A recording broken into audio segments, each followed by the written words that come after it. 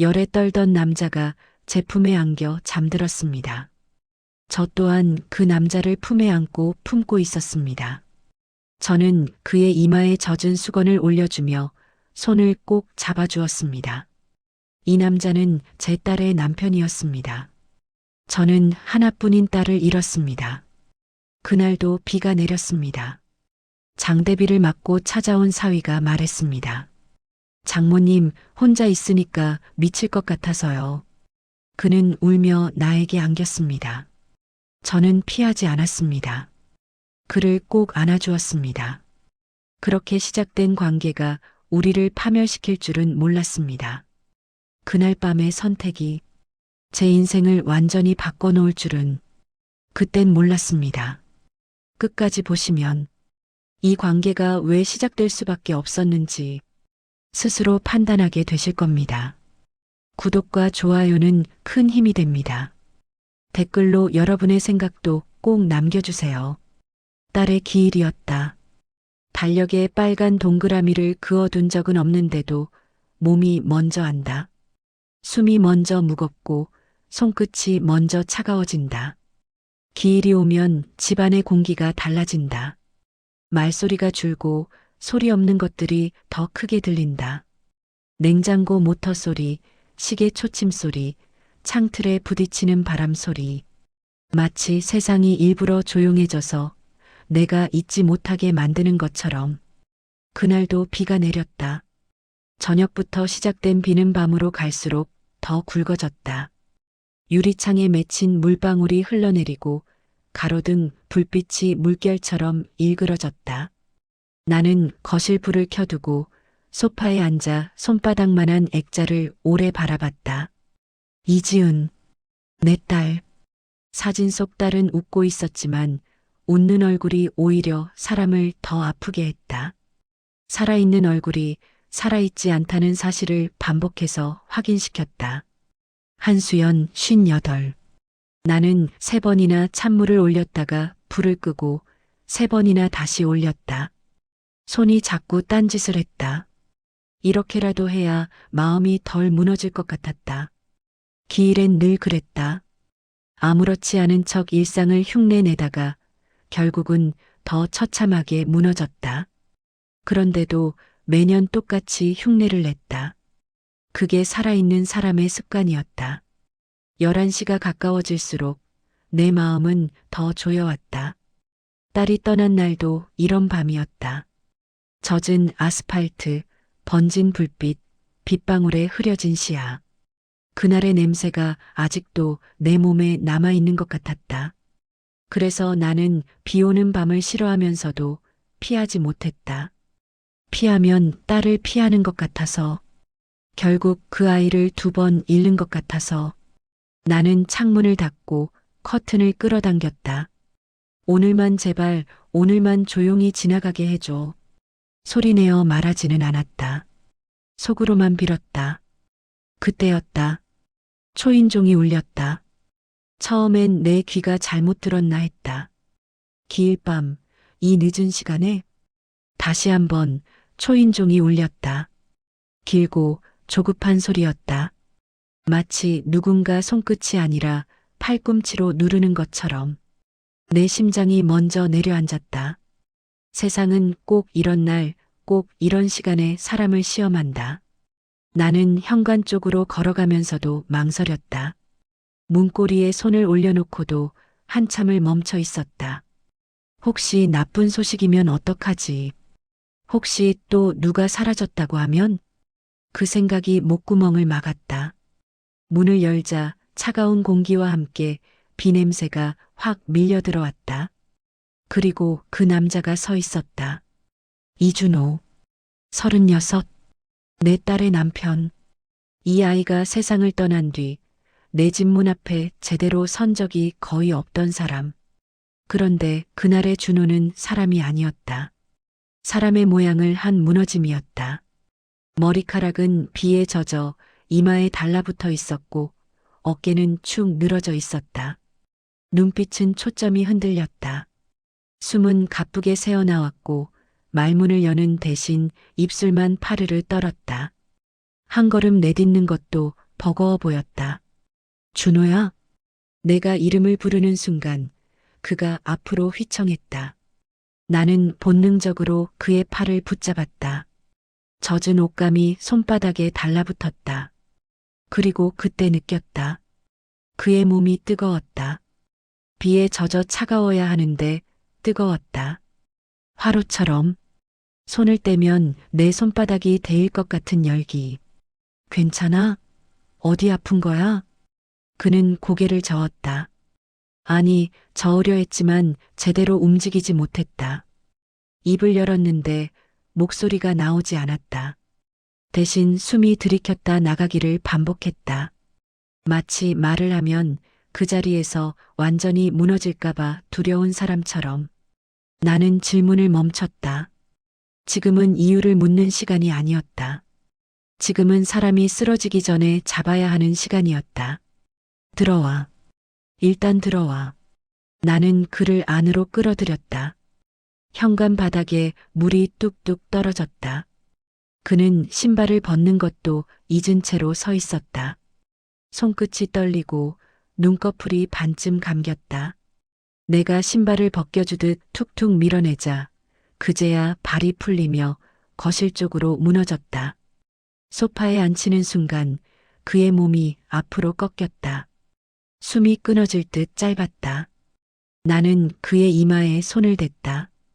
다시 한번 확신했다. 고열이었다. 부엌으로 뛰어가 물을 끓이고 약통을 뒤지고 수건을 적셨다. 이 동작들은 이상할 정도로 익숙했다. 나는 이미 수없이 이런 밤을 겪어봤다. 지은이가 어릴 때 열이 나면 나는 늘 이렇게 했다. 이불을 덮이고 물수건을 올리고 손을 잡고 괜찮아. 엄마 여기 있어라고 속삭였다. 그런데 지금 내 앞에 누워있는 사람은 내 딸이 아니라 내 딸의 남편이었다. 나는 그 사실이 잠깐 현실처럼 느껴지지 않았다. 마치 시간이 뒤틀려서 내가 다른 사람의 삶을 살고 있는 것 같았다. 준호야, 물 좀 마셔. 약 먹자. 내 목소리는 의외로 침착했다. 사람을 돌볼 때 감정이 무너지면 안 된다는 걸 나는 안다. 감정은 나중에 무너져도 된다. 지금은 먼저 살려야 한다. 그는 물을 들이키려고 했지만 손에 힘이 없었다. 컵이 덜덜 떨렸다. 나는 그의 손을 받쳐서 물을 마시게 했다.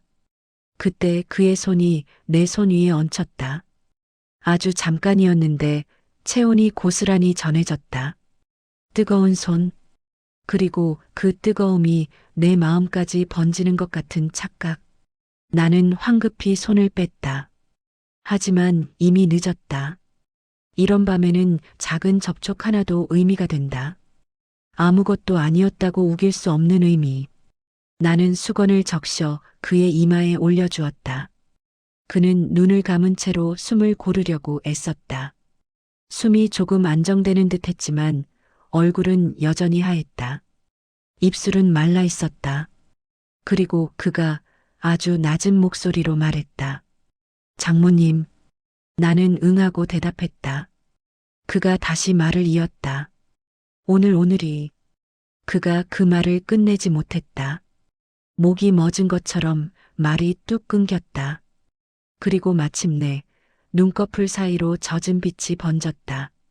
눈물인지 비인지 땀인지 분간할 수 없는 물기가. 나는 그 순간 알았다.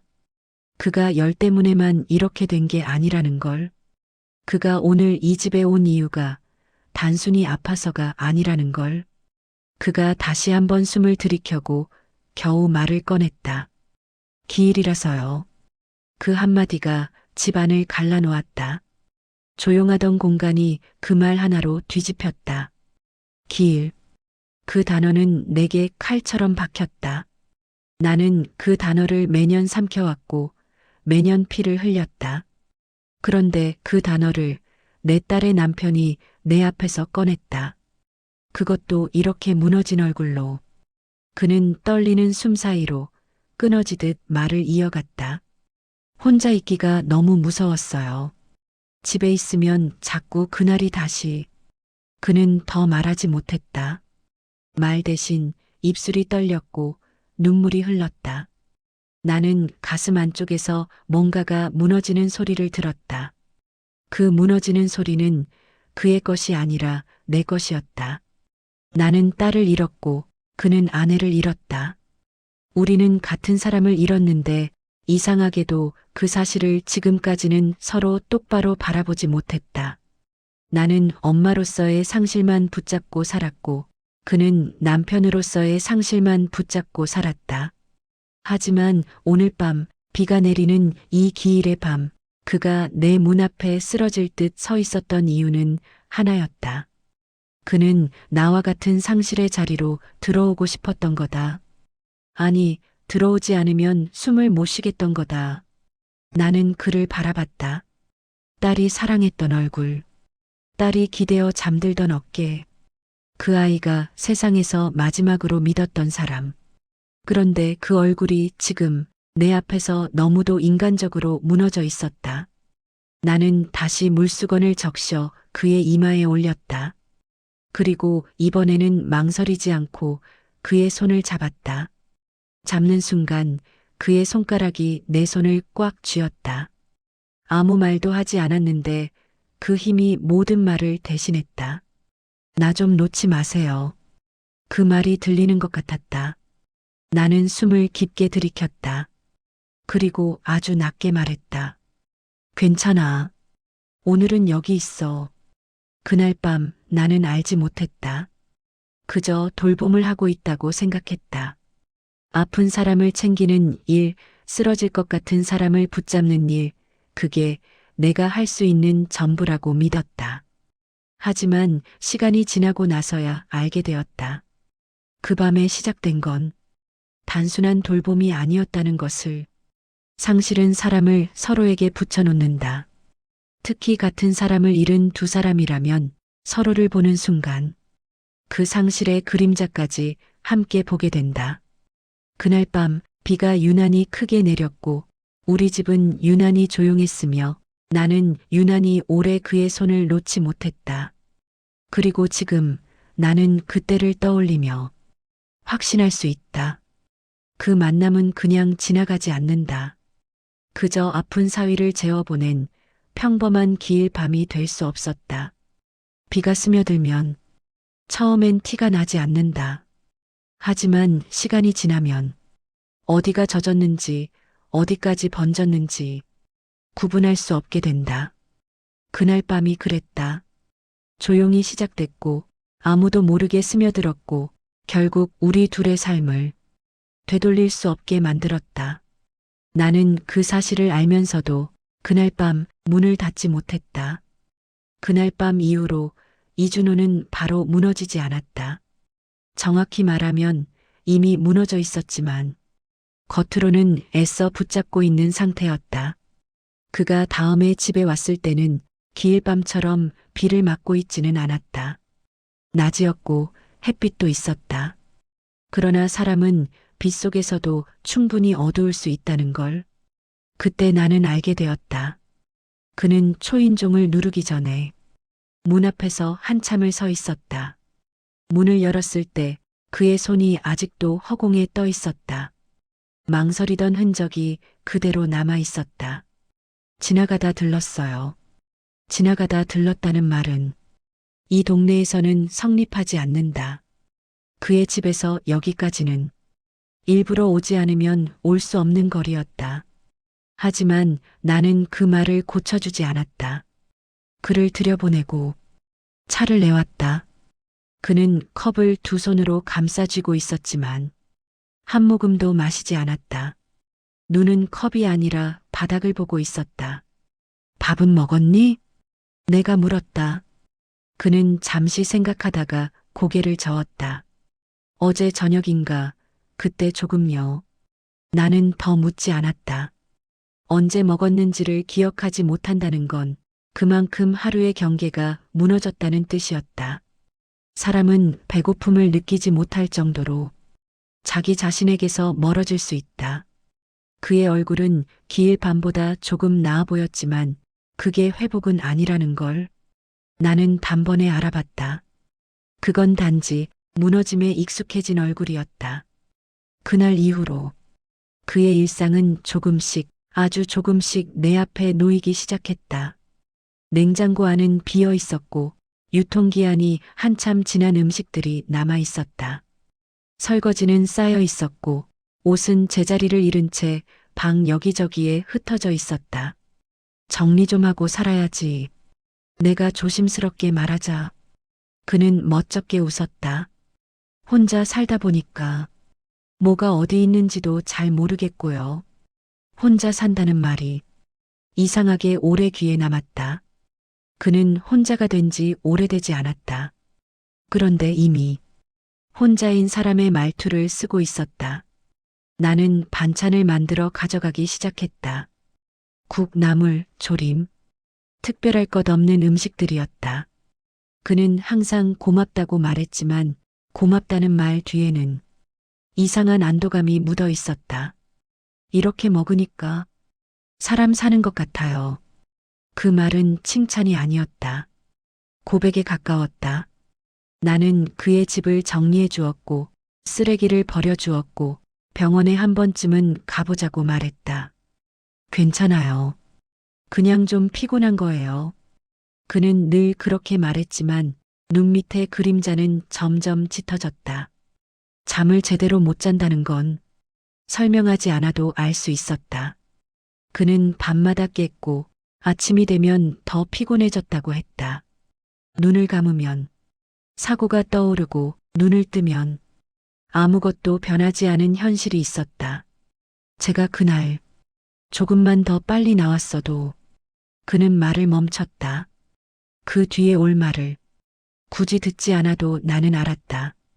자책은 그의 하루를 구성하는 가장 큰 부분이었다. 밥보다 잠보다 숨 쉬는 것보다 더 많은 시간을 차지했다. 나는 그에게 말했다. 내 잘못 아니다. 그는 그 말을 믿지 않았다.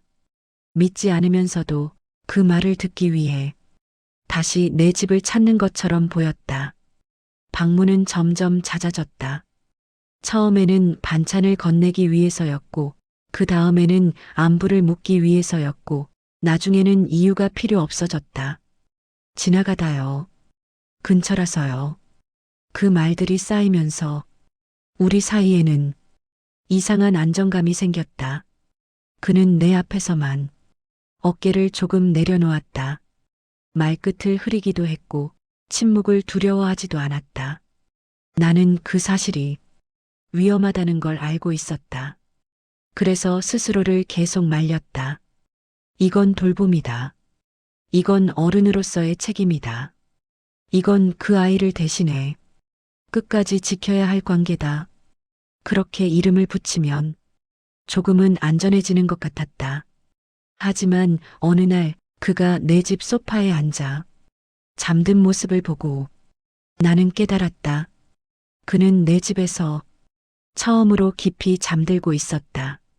숨이 고르고 얼굴에 긴장이 풀려 있었다. 그 모습을 보는 순간 가슴이 조여왔다. 안도감과 불안이 같이 밀려왔다. 이 사람에게 이 공간이 이렇게 필요하다는 사실이 너무 분명해져 버렸기 때문이다. 나는 그에게 담요를 덮어주고 한참을 서서 바라봤다. 그리고 마음속으로 조용히 말했다. 이러면 안 된다. 하지만 이미 우리는 너무 자주 같은 공간에 있었고, 너무 자주 같은 침묵을 나누고 있었고, 너무 자연스럽게 서로의 하루에 스며들고 있었다. 돌봄이라는 이름 아래에서 금지된 안정감이 천천히 자리를 잡고 있었다. 그리고 나는 알고 있었다. 이 안정감이 언젠가는 나를 시험할 거라는 걸. 그날 이후 밤이 길어졌다. 낮에는 어떻게든 버틸 수 있었다고 했다. 사람들이 있는 시간, 소음이 있는 시간, 해야 할 일이 남아있는 시간. 그 시간들 사이에서는 생각이 끼어들 틈이 조금이라도 있었다. 문제는 밤이었다. 밤이 되면 집안이 갑자기 너무 넓어졌다고 했다. 불을 하나만 켜두면 나머지 공간이 전부 어둠으로 남았고 그 어둠 속에서 사고가 계속 재생됐다고 했다. 전화는 늘 같은 시간에 왔다.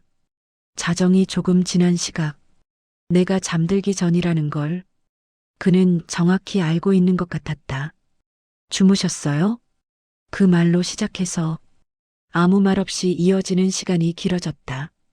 처음에는 몇 마디 안부였고, 그 다음에는 날씨 이야기였고, 그 다음부터는 딸의 이야기가 자연스럽게 섞였다. 지은이는 커피 마실 때 꼭 설탕을 반만 넣었잖아요. 나는 웃으며 맞장구를 쳤다. 사소한 기억들이었다. 하지만 그 사소함이 이상할 정도로 우리를 오래 붙잡았다. 어느 순간부터는 딸의 이름을 말하지 않는 시간이 생겼다. 대신 그의 하루가 흘러나왔다. 잠을 몇 시간 잤는지, 꿈에서 무엇을 봤는지, 아침에 눈을 떴을 때 가장 먼저 든 생각이 무엇이었는지 나는 듣기만 했다. 조언하지도 않았고 정답을 말하지도 않았다. 그저 끊지 않았다. 그가 말하는 동안 전화기 너머로 숨이 조금씩 고르는 소리가 들렸다.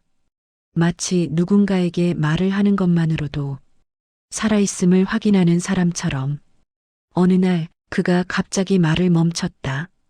한참 동안 침묵이 이어졌다. 왜 그래? 내가 묻자 그는 아주 조심스럽게 말했다. 장모님 말고는 이런 얘기할 사람이 없어요. 그 말은 고백은 아니었다. 하지만 분명히 선 하나를 넘는 말이었다. 그가 의지하는 대상이 조금씩 이동하고 있다는 걸 나는 그때 처음 느꼈다. 그날 이후 나는 일부러 전화를 먼저 끊기 시작했다. 피곤하다고 말했고 이제 자야 한다고 말했다. 거리두기였다. 적어도 그렇게 믿고 싶었다. 하지만 전화를 끊고 나서도 나는 바로 잠들지 못했다. 어둠 속에서 그의 목소리가 계속 남아 있었다. 이건 아니다. 나는 스스로에게 몇 번이나 말했다. 그는 딸의 남편이고 나는 그의 장모다. 이 관계에는 넘어서는 안 되는 선이 있다. 그런데도 전화는 다시 울렸고 나는 또 받았다. 그는 감정을 직접 말하지 않았다. 사랑이라는 단어도 그리움이라는 단어도 쓰지 않았다. 대신 괜찮아졌다는 말 대신 오늘은 조금 버틸 수 있을 것 같아요라고 말했다. 그 말이 왜 그렇게 무겁게 들렸는지 나는 설명할 수 없었다. 밤은 계속 길어졌고 우리는 점점 더 많은 침묵을 공유했다. 그리고 나는 알고 있었다. 이렇게 계속되면 언젠가는 아무도 이름 붙이지 않은 감정이 우리를 밀어낼 거라는 걸. 그걸 알면서도 나는 그날 밤도 전화를 끊지 못했다. 그 바다로 가자고 한 건 누가 먼저랄 것도 없었다. 딸의 기일이 지나고 며칠 뒤 전화기 너머로 그가 말했다. 지은이가 좋아하던데 기억나세요? 기억나지 않을 수가 없었다. 파도가 잔잔하던 곳, 모래가 고운 대신 발이 쉽게 빠지던 해변. 딸은 그곳에 가면 신발을 벗고 먼저 걸어나가곤 했다. 차가운 물에 발이 닿으면 꼭 한 번씩 웃으며 뒤를 돌아보던 아이였다. 우리는 추모라는 말을 꺼내지 않았다. 그저 잠깐 다녀올까? 그 정도였다. 말을 크게 만들지 않으면 마음도 덜 흔들릴 것 같았다. 차 안은 조용했다. 라디오는 켜지지 않았고 창밖으로 풍경만 흘러갔다. 그는 운전대에 시선을 고정한 채 필요한 말만 했다. 저기 휴게소 들를까요? 네. 그 정도였다. 그런데도 이상하게 긴장이 풀리지 않았다. 둘이 같은 방향을 보고 있다는 사실이 생각보다 많은 걸 건드렸다.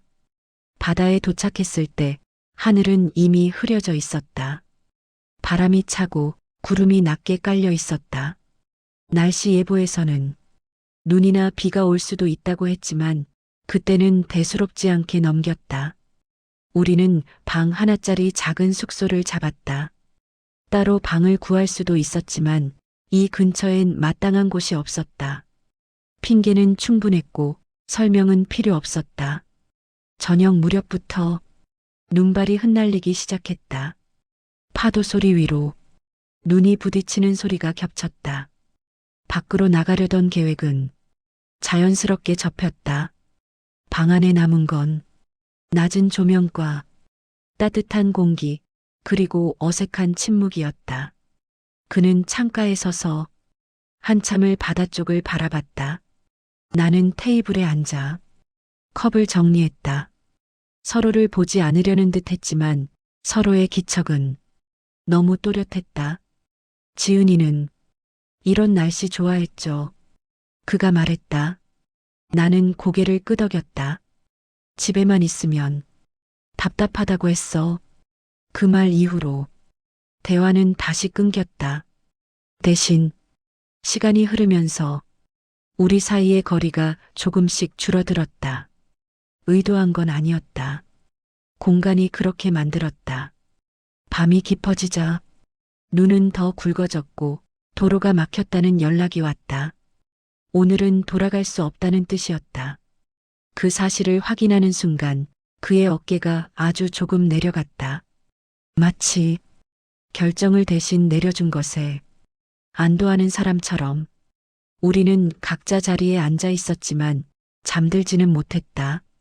불을 끄고 나니 숨소리가 더 잘 들렸다. 그의 숨, 그리고 내 숨. 그가 나를 불렀다. 장모님. 나는 대답하지 않았다. 대답하기 전에 그 말이 다시 들렸다. 수연 씨. 그 호칭은 너무 자연스럽게 흘러나와서 오히려 더 크게 들렸다. 마치 오래전부터 입에 익어 있었던 것처럼. 나는 몸을 조금 돌렸다. 그와 눈이 마주쳤다. 말을 하지는 않았지만 둘 다 이미 같은 생각을 하고 있다는 걸 알 수 있었다. 그날 밤 우리는 아무 일도 하지 않았다. 그러나 아무 일도 없었다고 말할 수는 없었다. 손이 스쳤고 체온이 느껴졌고 서로의 숨이 가까워졌다 멀어졌다를 반복했다. 침묵이 길어질수록 그 침묵이 우리 대신 말을 했다. 나는 그를 밀어내지 않았고 그도 다가오지 않았다. 그 경계선 위에서 우리는 한참을 서 있었다. 결국 먼저 잠든 건 나였다. 눈을 감기 직전 그가 아주 조심스럽게 담요를 끌어올려주는 기척이 느껴졌다. 그 손길이 이상할 정도로 조심스러웠다. 아침에 눈을 떴을 때 그는 이미 깨어 있었다.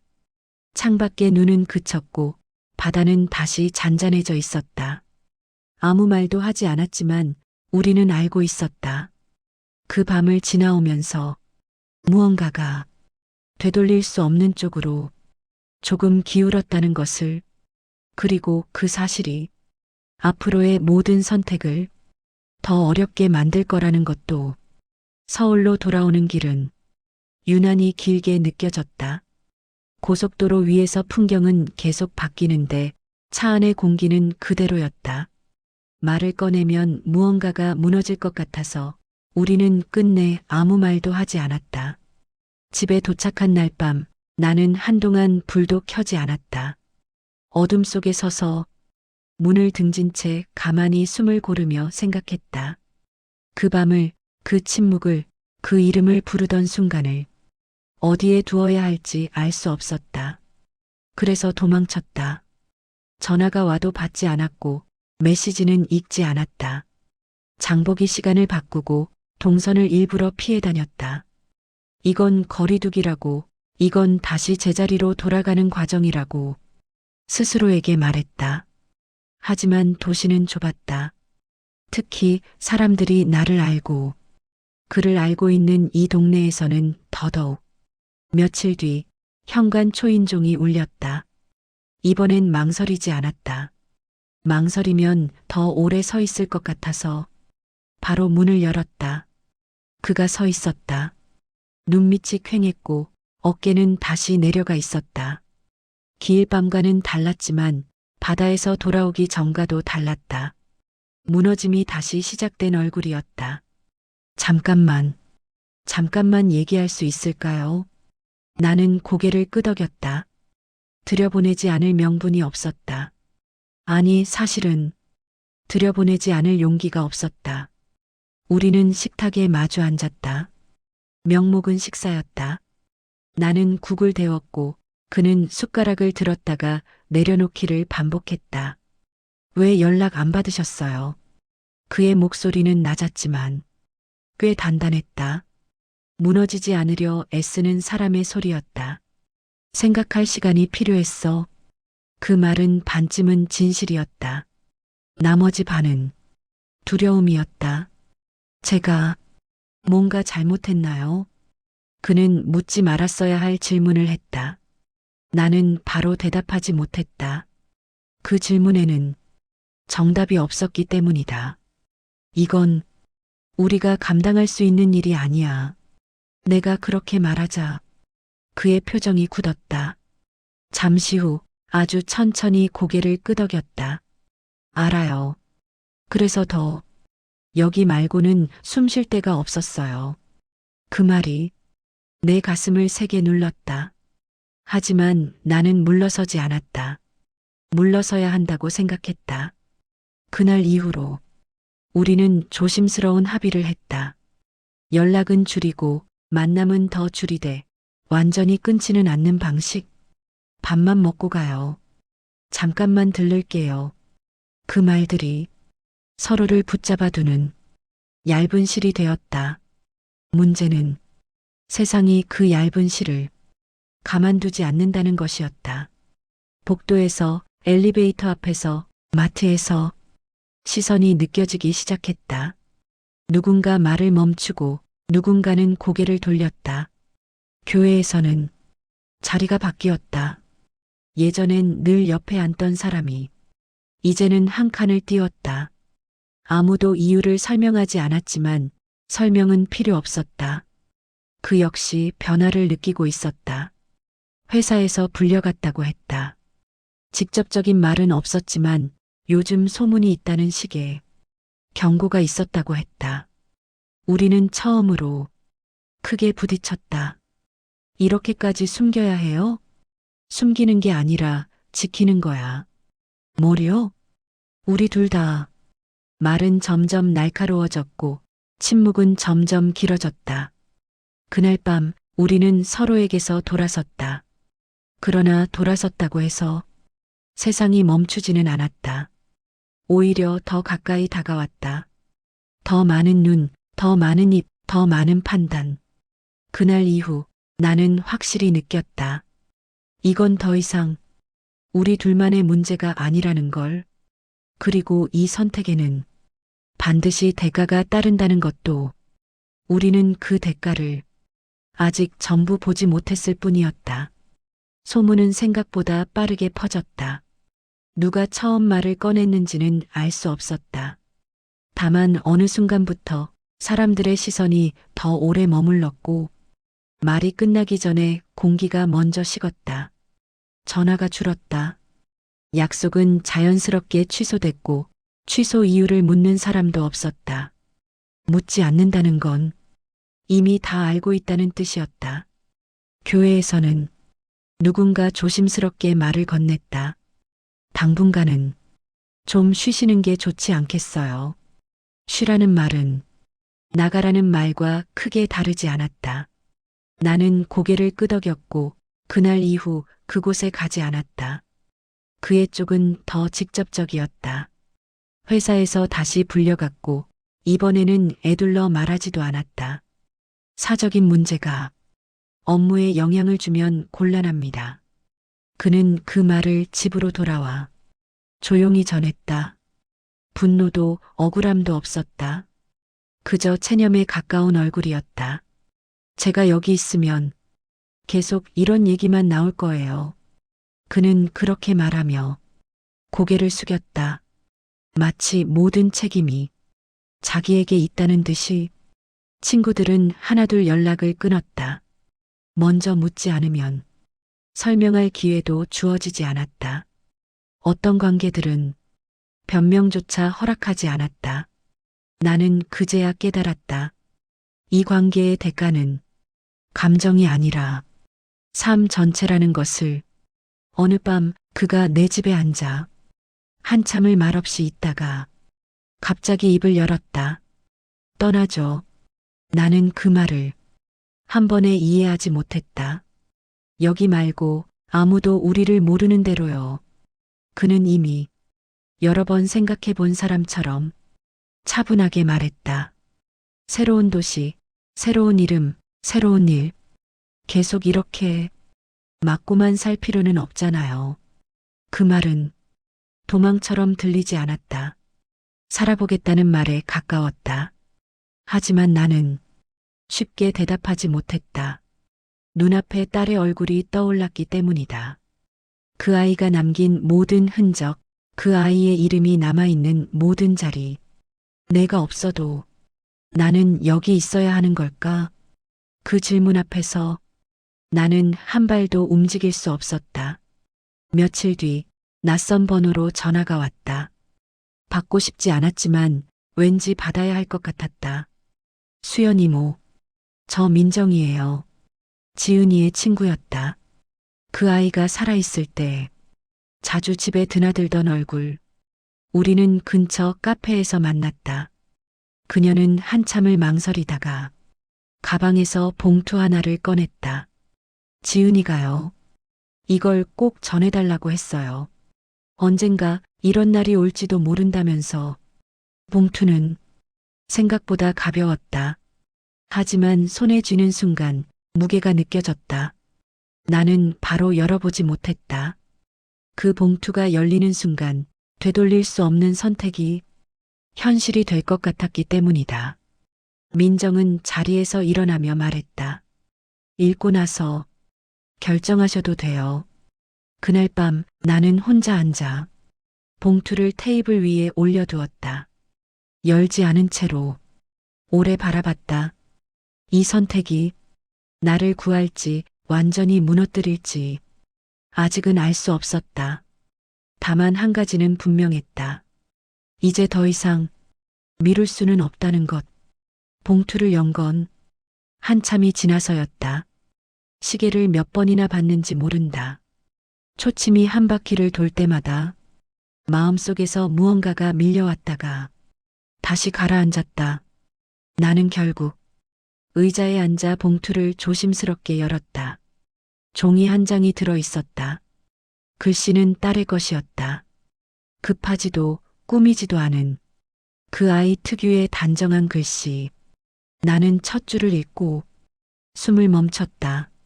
엄마, 이 글을 읽고 있다면 나는 이미 없겠지. 그 한 문장에 밤이 조용해졌다. 집안의 모든 소리가 그 글자들로 빨려 들어가는 것 같았다. 딸은 자신이 떠난 뒤의 시간을 차분하게 상상하고 있었다. 엄마가 어떤 얼굴로 아침을 맞이할지, 어떤 방식으로 하루를 견딜지. 그리고 그 다음 줄에 이런 말이 적혀 있었다. 엄마는 혼자가 되면 안 돼. 나는 그게 제일 걱정이야. 나는 종이를 잠시 내려놓았다. 눈앞이 흐려져서 글씨가 더 이상 보이지 않았다. 이 아이는 끝까지 자기보다 나를 먼저 생각했다.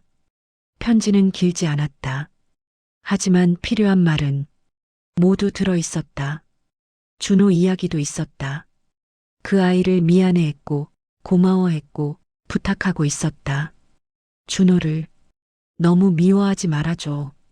그 사람도 나를 잃었으니까. 그리고 마지막에 이 문장이 적혀 있었다. 엄마가 다시 웃을 수 있다면 그 이유가 무엇이든 나는 괜찮아. 엄마가 행복했으면 좋겠어. 나는 종이를 접어 가슴에 안았다. 그 순간 그동안 붙잡고 있던 죄책감이 조금 풀리는 느낌이 들었다. 완전히 사라지지는 않았다. 대신 형태가 바뀌었다. 버텨야 할 짐에서 함께 안고 가야 할 기억으로. 다음 날 나는 준호에게 전화를 걸었다.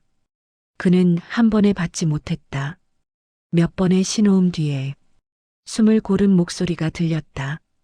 여보세요. 오늘 잠깐 올 수 있니? 그는 묻지 않았다. 무슨 일이냐고도 괜찮은 거냐고도 묻지 않았다. 다만 내라고만 말했다. 그가 도착했을 때 나는 아무 말 없이 편지를 건넸다. 그는 봉투를 받아들고 한참을 서 있었다. 그리고 천천히 읽기 시작했다. 글을 다 읽고 나서 그는 고개를 숙였다. 어깨가 조금 흔들렸지만 소리는 내지 않았다. 울음이 조용히 안으로만 흐르는 사람의 모습이었다. 지은이가 이런 걸 남길 줄은. 그는 말을 잇지 못했다. 나는 고개를 끄덕였다. 나도 몰랐어. 그날 우리는 오래 이야기를 하지 않았다. 말보다 침묵이 더 많은 걸 설명해주고 있었다. 며칠 뒤 우리는 도시를 떠났다. 요란한 결심은 없었다. 짐도 많지 않았다. 필요한 것만 챙겼고 남길 것은 남겼다. 새로운 곳에서는 서로를 다른 이름으로 불렀다. 과거를 지우기 위해서가 아니라 과거가 우리를 먼저 규정하지 않게 하기 위해서였다. 사람들의 시선은 여전히 따라왔다. 소문은 도시를 바꿔도 완전히 사라지지 않았다. 어딜 가든 조용한 속삭임은 있었다. 하지만 우리는 도망치듯 걷지 않았다.